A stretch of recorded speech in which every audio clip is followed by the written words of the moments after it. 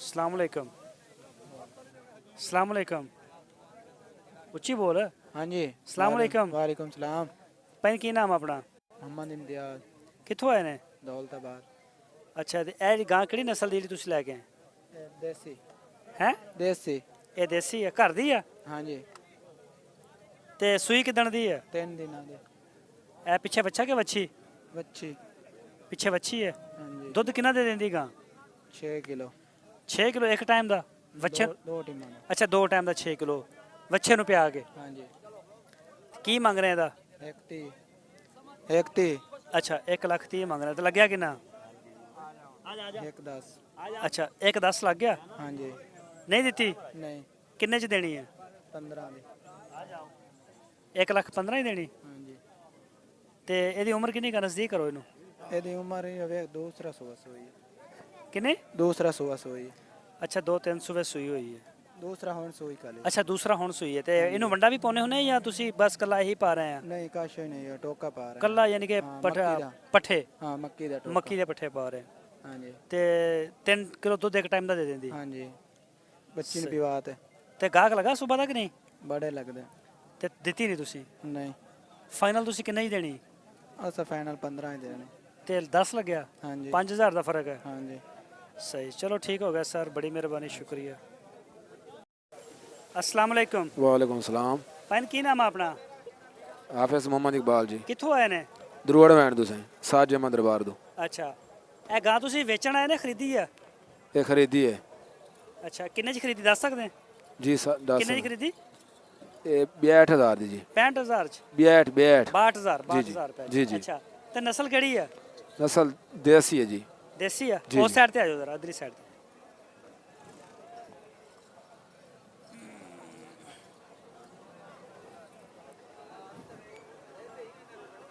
ਅੱਛਾ ਇਹਦਾ ਦੁੱਧ ਕਿੰਨਾ ਹੁੰਦਾ ਇੱਕ ਟਾਈਮ ਦਾ, ਕੋਈ ਦੱਸਿਆ ਉਹਨਾਂ ਨੇ? उन्होंने दसिया भी 3 किलो टाइम दा जी। ਬੱਚੇ ਨੂੰ ਪਿਆ ਕੇ नहीं ਲੇਵਰ पूरा पूरा पूरा।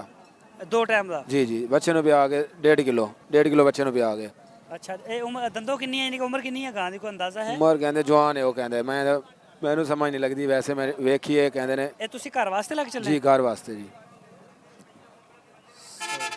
62,000 रुपए ਚ?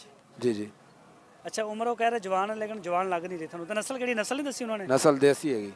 ਦੇਸੀ? जी जी ਘਰ ਰੱਖਣ ਵਾਸਤੇ ਲੈ ਕੇ ਚੱਲੇ? जी घर वास्ते। ਤੇ ਤੁਸੀਂ ਕੋਈ ਦੁੱਧ ਵਾਲੀ ਗਾਂ ਲੈਣੀ ਸੀ, ਇਹ 1.5 ਕਿਲੋ ਨਾਲ ਤਾਂ ਲਾ ਕੇ ਬਣੇਗਾ?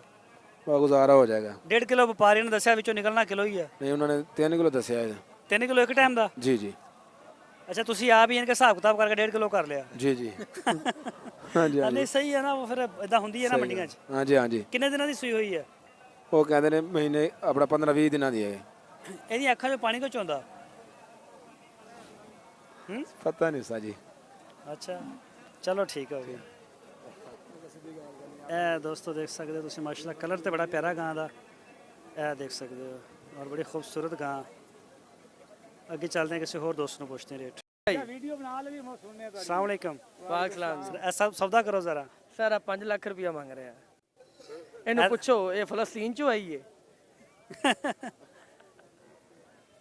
ਉਹਦਾ ਕਹਿਣ ਨੂੰ ਚਾਚਾ अच्छा नस्ल केड़ी, नस्ल केड़ी है? ਯਾ ਗਾ ਆਖਰ ਤੇ ਯਾਰ ਗਾਂ ਕੱਢੀ ਹੋ ਗਈ ਗਾਂ ਤੇਰੀ। ਇਹ ਨਸਲ ਕਿਹੜੀ ਹੈ? ਦੇਸੀ ਨਸਲ ਹੈ ਕਰਾਸ। ਇਹ ਦੇਸੀ ਕਰਾਸ ਹੈ ਜੀ। अच्छा ਤੇ ਇਹ ਦੁੱਧ ਕਿੰਨਾ ਇੱਕ ਟਾਈਮ ਦਾ? ਦੁੱਧ ਹੈਗਾ 6 ਕਿਲੋ। ਇੱਕ ਟਾਈਮ ਦਾ ਬੱਚੇ ਨੂੰ ਪਿਆ ਕੇ? ਹਾਂ ਨਾਲੇ ਸਭ ਤੋਂ ਮੇਨ ਗੱਲ ਇਹ ਥਣ ਚਾਰ ਨੇ। ਅੱਛਾ ਥਣ 4 ਨੇ।